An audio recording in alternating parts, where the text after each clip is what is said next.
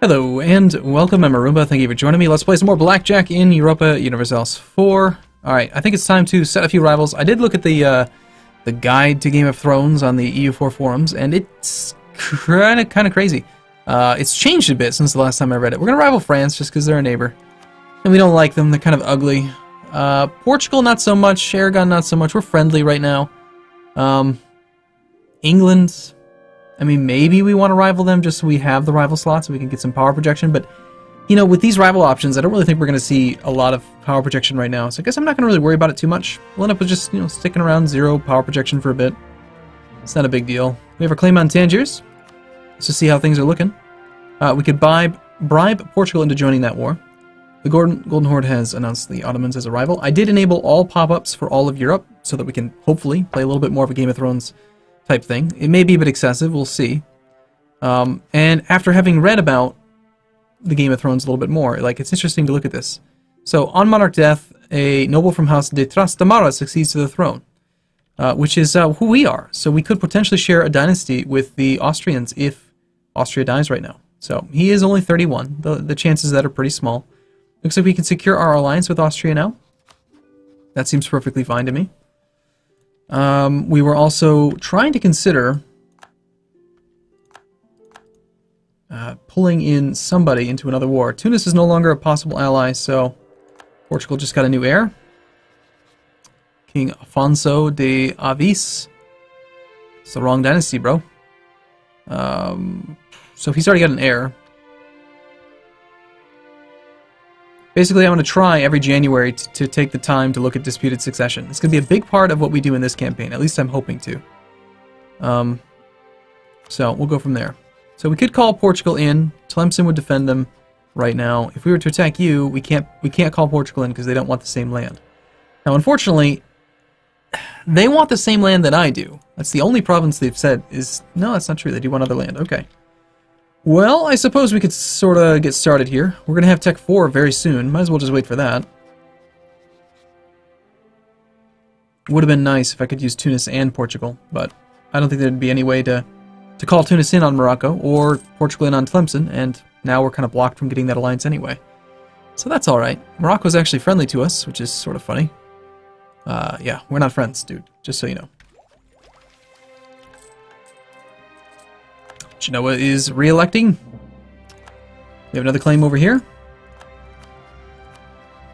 And again, this war is going to be a little bit different. I think we just take both provinces in the war. What's the coring cost going to be? It's going to be 98 for that one, and Tlemcen's going to come in at 182. Very expensive, in fact. However, that's going to be 2 coastal centers of trade in the Safi and Sevilla node. Obviously, Tangier is more important, especially for blocking Portugal. We also are going to want to expand down to here as soon as we can, prevent Portugal from being able to do that. Or actually, again, then if we're gonna end up vassalizing them at some point somehow, then we do kind of want them to colonize a bit. Also, we have no idea what the new world looks like, so it'd be kind of nice to have an AI work a bit on getting some colonization going. So it looks like in July of next year we'll have the tech.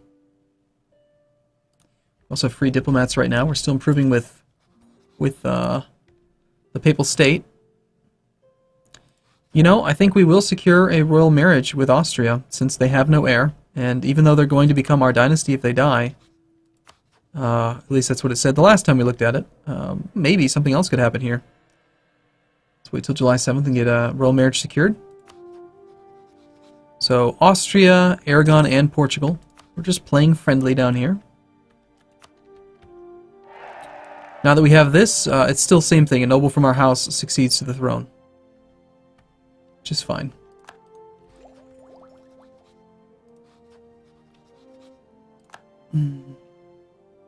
Actually, no. Now it's changed. Succession war between Castile and France. Cross your fingers. Let's hope we get lucky. That would be fantastic for us, in fact. Now it's going to take us about 7 months or so to get our navy ready to go. So let's go ahead and unmothball now. We have some money. We could build some buildings. B7. I gotta get used to using that. How are we doing on forts anyway? We've got a fort in Castilla la Vieja. We've got one in Toledo. That's it. They share a zone of control over Madrid, which is kind of messy. We're gonna pick up a fort in Granada at some point when we integrate Granada. We're about to finish our mission with the Pope, so hopefully we'll get another mission maybe to take some more land. Tunis has declared war on Tijerid. It's not going to be a very difficult war for him. How many transports do we have? 10. That's sufficient, I think. Pomerania is engaging the Teutons. Picking up a small amount of inflation from the gold mine. I think we'll raise maintenance. It's a little bit early for that. It's only going to take about 4 months. France has entered into a, what was that, military alliance with Scotland? Yeah, they've actually fully done the alliance. Yeah, we recover at 20.8%, so at most 5 months to get full morale. And since we're at about like 25-30%, it's probably not going to be that many. Royal Marriage with Aragon. Free diplomatic reputation. I'm okay with keeping the relationship going for a while. I think so. You have an heir.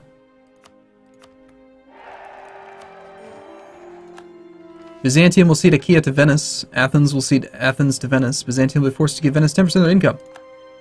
And Tyrone has become a vassal underneath England. And Byzantium pretenders are taking over Constantinople. So Byzantium's pretty much dead. And Venice is going to have no chance to defend against the Ottomans. They never do. Finish the Reconquista. Well, it is just a fairly short period away till our truce is up. What kind of alliances has Granada secured? None. Well, by all means, I think that we need those free claims. In fact, I think that this is a more appropriate first war. I know I could have declared war. It used to be like, you know, it's 1444, gotta declare war! We could have done stuff maybe a little bit sooner, but this is fine. Encroachment of the nobility. It's hard to monitor everyone everywhere all the time, and the boundaries between individual land properties are often grounded in old traditions or documents, written when the landscape may have looked quite different. Vizcaya will come under the control of the nobility, or 50% chance we have rebels, or 50% chance of no effect, and they lose loyalty no matter what. Increasing their influence by 9%, that's going to take them above 80. I think we just let it slide. And then what we can do is we can just, if we have any issues with the rebellion, we just take it back. 50% chance of a rebellion versus what usually feels like less than a 50% chance when you just retract it yourself. So worst case scenario, it stays in their control for a year, which is fine. I am surprised that Granada hasn't secured a single alliance. There's the looming disaster pop-up. We can rival Burgundy and England. Well, the problem is we're never going to be able to rival these guys. So I guess we'll just go for it, sure.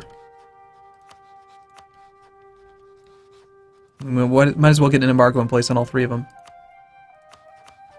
Just for the extra points.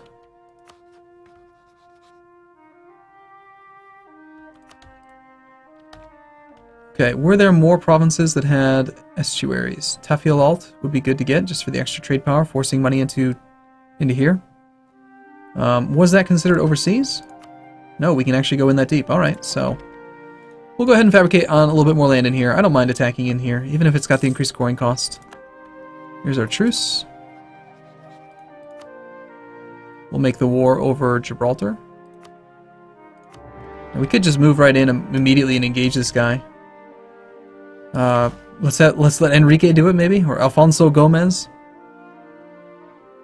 Yeah, we'll use Gomez. 7 in the front row. We'll take 7 exact infantry, plus all these guys, with Gomez. We're attacking into the mountains, so we do want to be a bit cautious. We'll just take this extra cav as well. 14th, 16th. 1, 2. 16th, 16th. We're going to suffer a potential crossing penalty. They have no maneuver. And we have no maneuver. So we will suffer both a crossing penalty and a mountain penalty. Unless maybe by putting Enrique in charge, he can annul the we have 2 separate leaders. I don't actually know how this works. River crossing from where? From Sevilla and from Cadiz as well. So I guess we find out. One of the leaders in the battle does have the benefit. And he did annul the crossing, but then the other guy brought it in. Alright. It's okay. We're flanking it pretty well.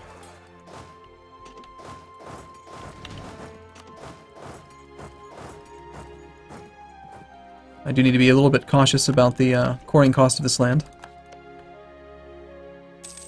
It's going to be fairly cheap, I suppose.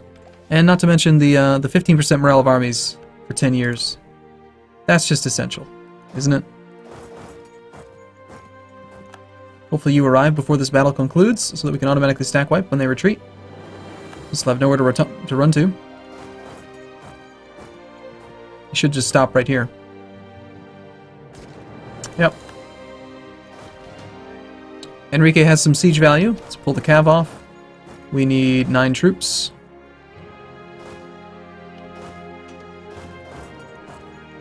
We'll get our ships out to blockade the port.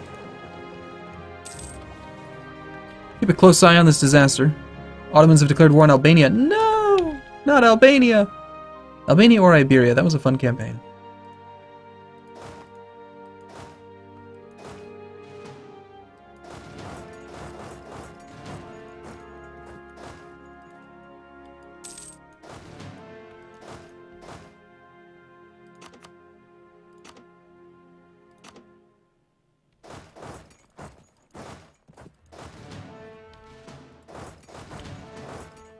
Just gonna spread these guys out for some looting. Do the bare minimum siege amount. Make this war as easy and painless as we can. Oh, that's unfortunate. I kind of like this free stability that we gained, but at the same time, inflation's going to become a problem for us at some point in the future. But it's not a big deal now, so let's just ignore it. This stability's worth more. Stability gives us income. Already lost our philosopher. So it's going to be the theologian. The Advancement of Religion Act. Not necessary. It's June. I don't remember when the last time I checked this, so I should check it again. Denmark still has no heir. We have a spare diplomat. Let's go ahead and improve relations with him, just on the off chance that we can get that royal marriage. Maybe. But his increased number of diplomatic relations, I guess that makes it... It seems pretty darn unlikely. The national epic is definitely worthwhile.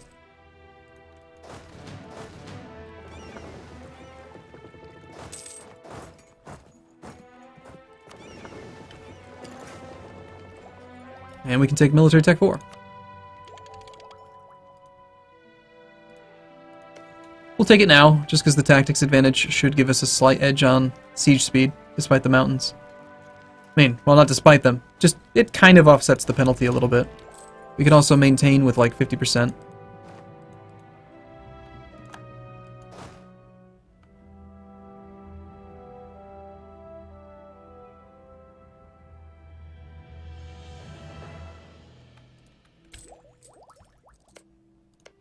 Then again, we're probably going to immediately go into another war, so maybe we don't want to have low maintenance.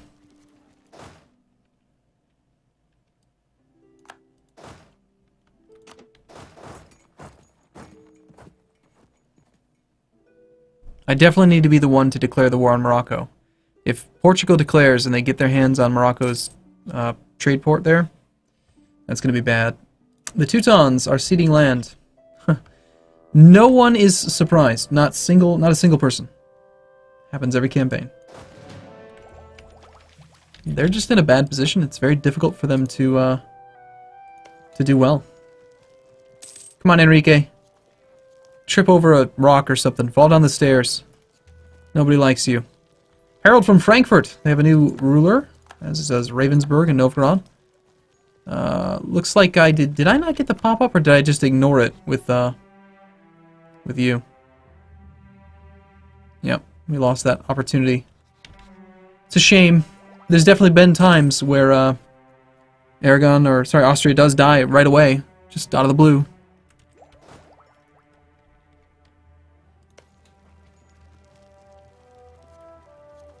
Full annexation of Leinster is completed. Good job, Connaught. Now, let's see. At Tech 4, we did not pick up the barracks. Basically didn't get much other than a little bit of tactics. And a significant boost to morale. So we have a huge morale advantage right now over anyone that's still on Tech 3. If I really wanted to, I could probably beat Castile. Sorry, I could beat Castile. I could beat myself. No, I could beat Portugal, Aragon. But why risk that, you know? Aragon's probably going to fall under our... The Iberian wedding is so much more likely now, because it goes till 1530, if I'm not mistaken. It used to go just to 1500. So, that's great. Attacking Aragon just means that Aragon's weak, which means Aragon loses the union over Naples, which means we lose Naples. So why attack them? You know, we're better off just being nice. Now, Portugal, on the other hand, individual war score costs for them is 164%. They're too large to vassalize. Harold from Burgundy. Brandenburg has now declared war on the Teutons. Burgundy now has no legal heir, but they've rivaled us, so that doesn't matter. Yeah, I'd say Denmark is a no-go. Let's also top off relations with our other allies, just for the sake of... Wow, do we already have 10 favors? Oh no, you would actually just support us. We promised you territory with Granada. You've said that this is of vital interest to you. Interesting. Alright, well, that's interesting. Okay. Well, our heavies are beating up on his light ships. Hopefully we can capture a couple. We have no leader in charge. We'll let the battle conclude just in case we actually do capture a ship. They have nowhere to retreat to. You're more likely to capture ships with a leader, from what I've heard. I have no actual documentation to prove that, but...